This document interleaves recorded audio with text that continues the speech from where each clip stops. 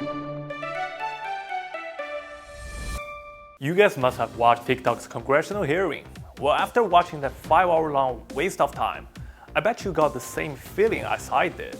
The hearing was not a discussion or debate. It's more like a condemnation. Yes. We have to be more specific. Yes. After You Project say- Texas, no. I'm not asking after Project Texas, I'm asking now.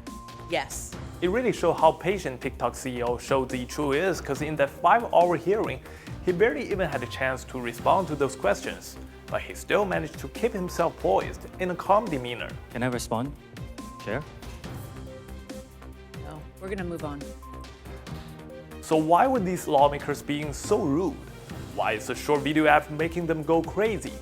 Where does the fear of TikTok come from? This is BizBeat, the insight you need. I'm Wang Tianyu. First of all, TikTok is so popular. Now it has 150 million active users across the United States, which means that almost half of the American population is on TikTok. To connect, to share, to learn, or to have fun. Out of the 150 million users, 5 million of them are businesses that use TikTok to reach customers. When it comes to TikTok's relation to China, all because its parent company ByteDance is based in Beijing, the US government and lawmakers become sensitive. It's kind of like a rite of passage for Chinese technology. Think about Huawei and WeChat. So again, they raised national security concerns, making accusations that the Chinese government could harvest TikTok's commercial data or spy on people through TikTok. Are these concerns valid?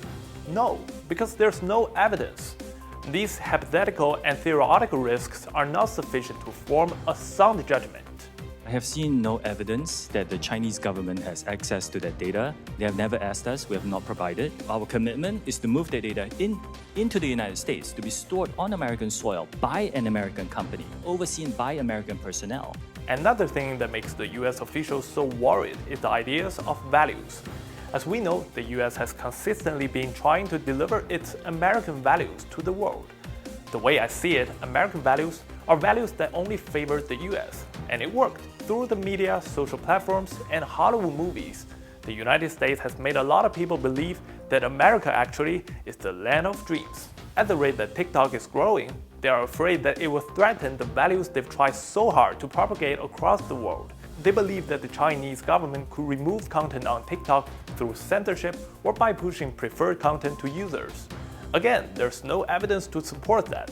What makes the statement sound more ridiculous is that people who create and consume content on the US version of TikTok are mostly Americans. They live in a uniquely American TikTok environment, and they make videos that cater to those specific tastes. Does TikTok have access to the home Wi-Fi network? If I turn my volume up while I'm using TikTok, does it have access to my volume? The Biden administration has threatened to impose a nationwide ban on TikTok unless its Chinese owners sell their stakes.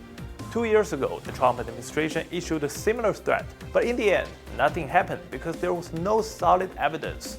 I bet that again, this won't happen since more and more Americans are on TikTok to make a living.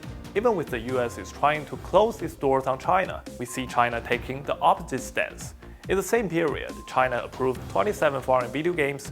These video games marked the second batch of foreign games to enter the Chinese market since last December. So to those familiar with the terms of multilateralism, cooperation, and globalization, there's not much left to be said.